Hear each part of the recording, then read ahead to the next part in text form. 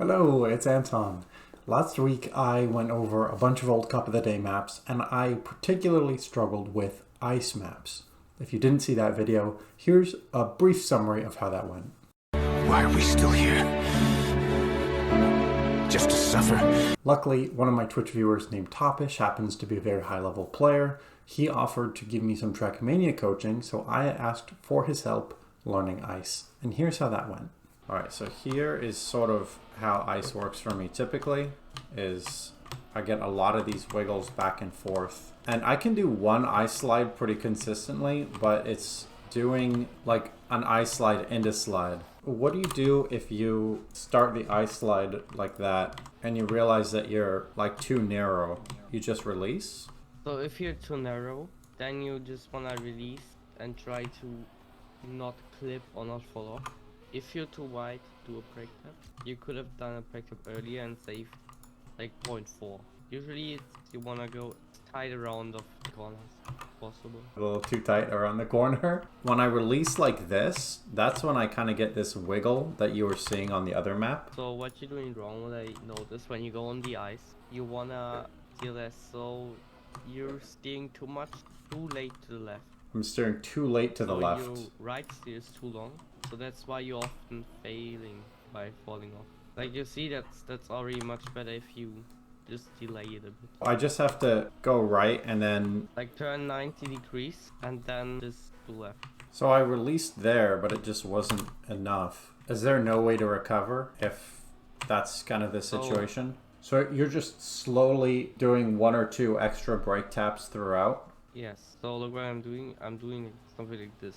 I'm turning 90 degrees and then just correcting my line with the brake and release it. So it seems like you're really trying not to release as much as possible, right? To get you just a tiny bit of a better line.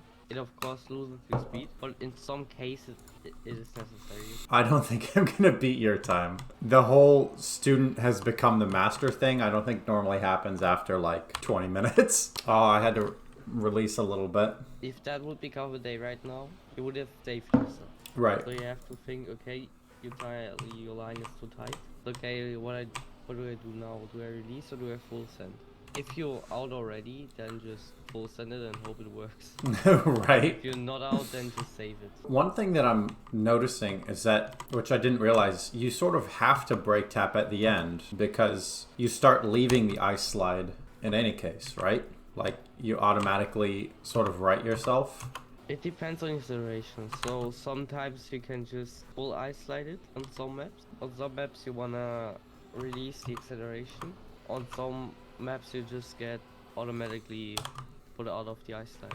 On this you get automatically put out of the ice slide. Still turning a bit much to the right. I want to release the right as soon as I'm turning, basically. I have to be fully turned 90 degrees. I can't just turn a little bit. If you just turn a little bit, you can of course get it, but it's gonna be a lot slower. So 90 degrees is the optimal ice slide angle. Yeah, mostly it's the optimal one. You're already doing a lot better than my sister. Let's go! That's what I'm talking about. Definitely the biggest learning that I have from this is that you need to consistently do small brake taps through an ice slide. That's something that I never really knew about. Like I'd heard people say, oh, do a brake tap, but I thought it was maybe just one. Which now that I say that out loud sounds insane. Obviously you would adjust more than once, but it's just stuff that you don't know as a new player. It would be funny if we get the Sophie map as cover day today. You know, if it's an ice map today, I'm gonna crush it. In the business, we call this foreshadowing. I can say that there is no way in hell I would have been able to do that ice slide without the training that we just did on that previous map. That would have been so impossible for me. So what is it exactly that makes you lose the ice slide? Is it if you're going too slow? Or is it if you turn It's too the far? gear. It's the gear. So if you look at your gear plug in there, you can like see, okay, if it's in the green you can like full send the ice slide. If it's in a low green, then you have to worry, okay, I'm gonna lose the gear as soon as I brake too much. And then if it's on the red, you almost on the gear up. but on the red you can also just pull ice slide. Atrix says it's ice. It's ice? Oh my god. What? This It's might ice? this might be the if this is literally an ice map. Okay. Is it Adrian? Is it really ice? If it's ice, then they're good. Okay, we will see it now. I don't know if he's trolling. It's ice. It's technical. It's ice. It's fucking ice. I see it. Let's go. Okay, good luck, man. Technical Although I ice. saw- I can't believe it's Okay. ice. I have to not let my teacher down, because if I do poorly in this, then I will have failed Topish Sensei. See, the problem is that this map has more than 2 ice slides, and I think I'm pretty comfortable with 2. That's a lie. I'm not comfortable with 2 at all. I'm racking up the style points. That's such a nice way of saying you keep fucking running into stuff. Just like, yeah, man, you're really, you know, not going for speed today, going for style. I will say, even though my time is still not fantastic, I definitely feel like way more comfortable on these slides. Like my car feels way more in control. Except for that. This is the no knockout round, so I don't have to worry too much. But I'm in 4th. Do the little brake taps. Oh, that was amazing. I'm very proud of that, because that's like the results of my training right there. It might not be obvious to those watching, but I am much better at ice than I was at the beginning of the day. Oh, the bonk.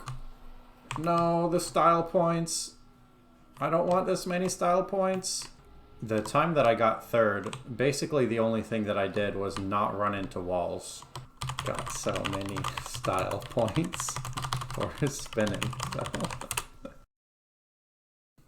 I did some ice training with Topish last week. I'm going to check out all of the ice maps for Cup of the Day after the new ice physics, and I'm going to try them out, see if I can beat them quickly.